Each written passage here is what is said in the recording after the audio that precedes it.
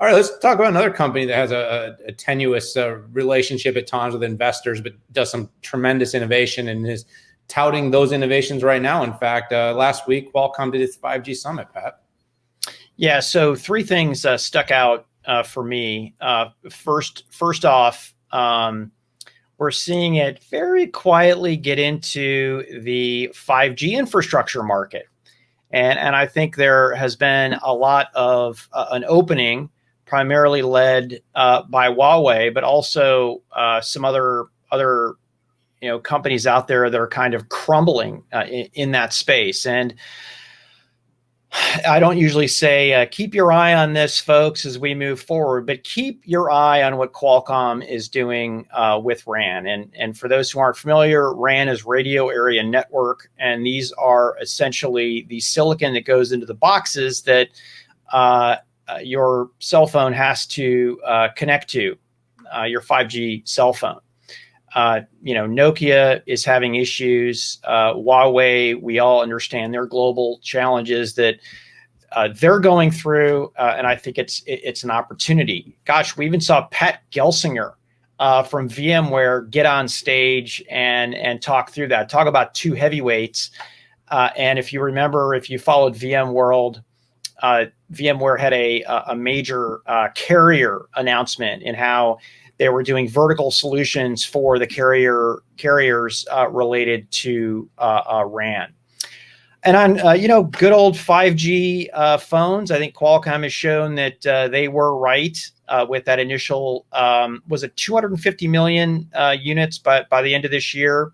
Looks like they're headed there, particularly a higher level of confidence with Apple going all in on every single one of its new phones. And they threw a major axe out into the sea that I caught a little bit of flack for and some challenge, which said, Cristiano said in 2022, the industry will have shipped over 750 million 5G phones.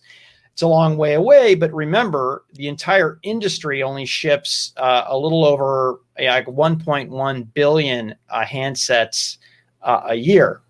But full steam ahead for Qualcomm. 5G is ahead of 4G. The devices are ahead of the carriers, at least in the United States, in my opinion.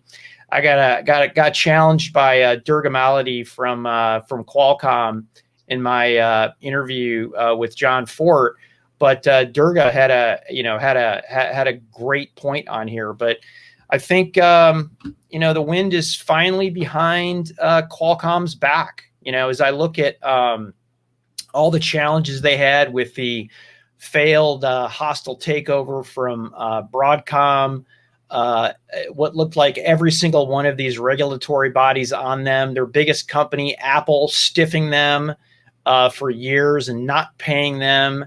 Did I miss anything of any big controversies that they've been part of? And now they need to monetize 5G. They need to lean into their automotive.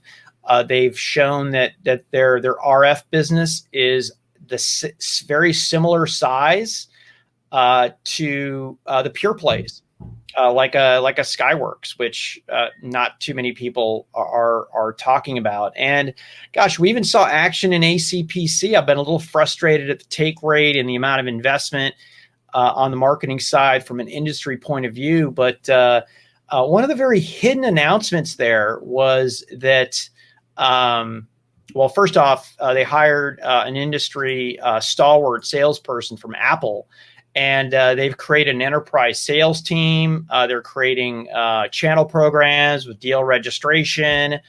They're increasing their go-to-market relationships. And it's like, oh my gosh, that's exactly what Qualcomm needs to be doing to drive ACPCs forward. Yeah, you covered a lot of ground there. I mean, look, the units of 5G are growing quickly. Apple's announcements over the last couple of weeks, love Apple or hate Apple. When Apple says something's legit, it instantly becomes more legit. And the U.S. smartphone market is massive. Of course, Asia Pac and the U.S. lead the world. But when it comes to devices sold in the U.S., Apple will generate a lot more shipped 5G units. It's just a simple fact. That's how it goes. Other areas you mentioned, automotive, of course. You talk about drama and turmoil, Pat. You forgot NXP deal falling through. There's one that was drama. There's so many opportunities. And, being pretty much either sued or dealing with some sort of regulatory battle with every FTC on the planet: TFTC, KFTC, JFTC, CFTC, and then of course US FTC, which by the way still isn't fully over yet. That's something that some resources could be spent elsewhere on. But anyhow, so yeah, hearing this, of course, enterprise 5G is going to have a huge play, and Qualcomm's getting into that space in a lot of different ways. So yeah, Pat, there's a lot going on there. I think the directionals are good for the company. 5G is picking up momentum. It's been a little slower, I think, than we all had thought, and COVID has slowed it a little bit more. But at the same time, talk about what's going to keep us connected infinitely forever, no matter where we are, no matter where we have to work. 5G's got a lot of potential to a remote workforce of the future, higher reliability, greater security. You couple that, with our home networks, and people will be connected and be able to do pretty much anything and everything they could do in the office from anywhere they are on any device that they have.